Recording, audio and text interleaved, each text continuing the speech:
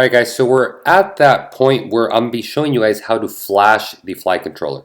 There's been a few issues out there with a few people having little bugs with the flight controllers. Out of probably the 100 flight controllers I've shipped out, there's been probably 3 people, and I was one of those 3, so realistically 2 other people. Luckily, I want to give a big thanks out there to Ricky that flies for Team X Hover. And also Mr. Steele for taking the time. I know they're out there in Dubai, doing their thing, and I want to thank them for helping me and kind of walking me through, these troubleshooting these little issues. They're actually very, very great at helping me. So I'm here doing a video to make it easy for everyone. I mean, I would love it if there was this video out already. I do know Chad has a video out there. I did watch. They all referred me kind of to his video, so that video is out there and that actually helped me. But here's kind of my version of it, and I hope it helps you guys.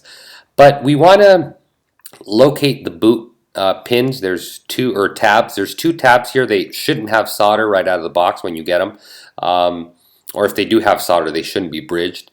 But we want to bridge both of them together. I personally got solder to kind of overflow a little bit to touch the other one. You can use a flathead screwdriver if you want to build it up with solder first, then put a flathead. I mean, whatever you want to do, just make sure these 2 pins here are touching. Be sure you're careful with the start LED, or they call it here the status LED, right below it.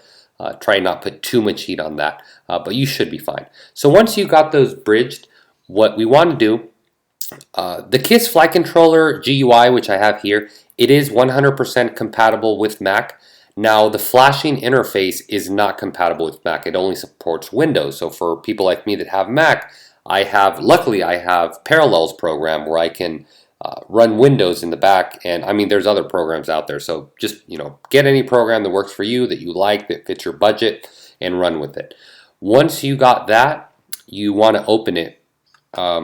First, let's switch over to Parallels.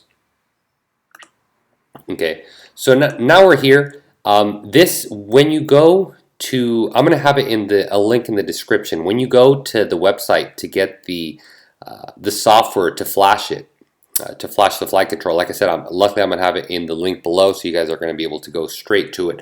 But you want to get it, install it, follow everything. Once you get it, it's going to look like this when you open it. So when you open it, obviously you want to make sure, before we plug in the flight controller to the USB, you want to make sure we bridge those 2 pins that I spoke of earlier. Once you got those bridged, what you want to do is simply plug in the flight controller. So I'm going to do that right now. Obviously I don't have a dual camera set up right now, so you just got to imagine it. So right now what I'm doing, I'm plugging in the flight controller. My computer is going to ask me where I want the USB to be run off, either the Mac or the Windows side. Obviously the Windows. So I got that, and you can see there it got the driver super fast. It located it. There's a drop down here. I can choose. Obviously it's the only one there, but here you can confirm. If you see all this here and it looks pretty similar, especially here, I can guarantee you already got it connected. Now when you're in the bootloader mode, you're going to know you're in bootloader because when you plug in the USB, the blue LED, the status LED, will not light up at all. You'll only get the green. That's how you know that you've successfully bridged them together and that you're ready to go. Obviously here this also confirms that. So what we're then going to do, we want to go to choose, and let's see, you want to locate where you have your file that you want to flash onto. I'm going to have a link in the description below. That link is going to take you to a RCGroups thread. In that thread, you're going to be able to see here the 1.02. At the time of this video, if you bought a flight controller from me or from anywhere else, it probably comes with 1.1. So here I'm going to click it, and we want to flash it to 1.2.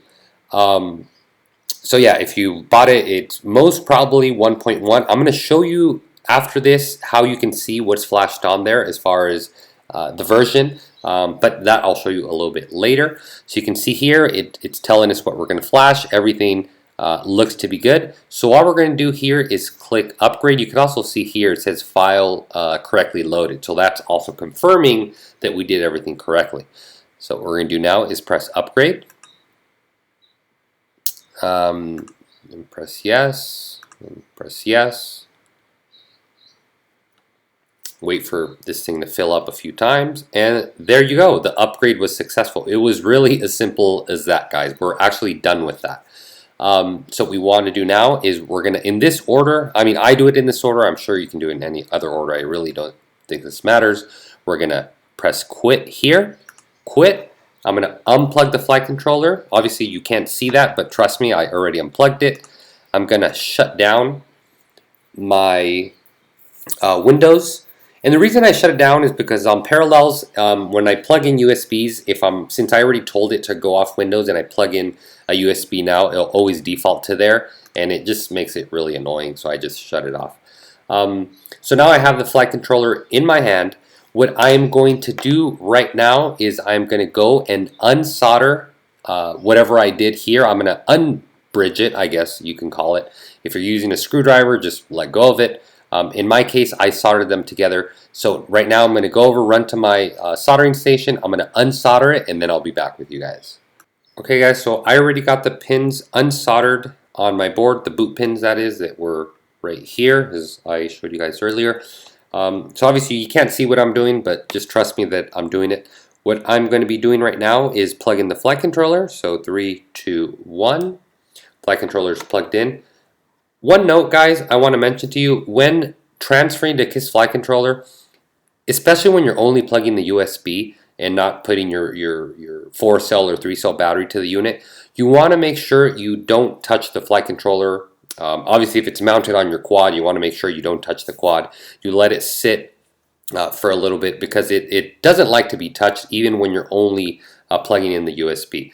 It's also just as it doesn't like to be touched, obviously, when you plug it in, you know, when you're ready to go fly. So you want to set it down pretty much as soon as possible and just try not touch it until your blue LED goes off, and then you'll be ready to fly it.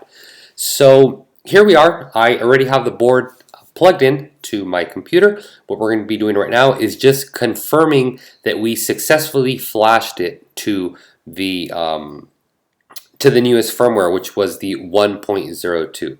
And we're also I'm gonna be showing you how to see what version you're on. So we're gonna click connect here. Oh, connect, there we go. I pressed it two times. So we're here. A way to know what version you're on the flight control is here. If you haven't updated, this will probably read 1.01. Obviously, we already updated it, so we're on 1.02. So that confirms we're there. Another way to confirm we're on 1.02 is here. We can actually get this little text appears. It says show advanced configuration. So this is an advanced configuration. It's actually really nice. You can really fine tune your unit. For you guys that are aware of PIDs, we all know that they're affected by voltage. As far as when the battery's fully charged, they tend to be, especially the P, tends to be really strong, really crisp. As the battery goes down, it becomes get a little bit more soggy, I guess you can call it. And that you can really fine tune it here. And you can also really fine-tune the TPA, which is really nice. Given you have a TPA PID here, but this really lets you fine-tune it right here. So that pretty much covers this part of the video, guys, that covered the full flashing of the KISS flight controller. You know, there's a few guys maybe watching this video coming from NAS 32. It's not as easy as the NAS 32, but I mean, you saw this video. It's really not that difficult, and it's not like NAS and Clean Flight and Betaflight and all that.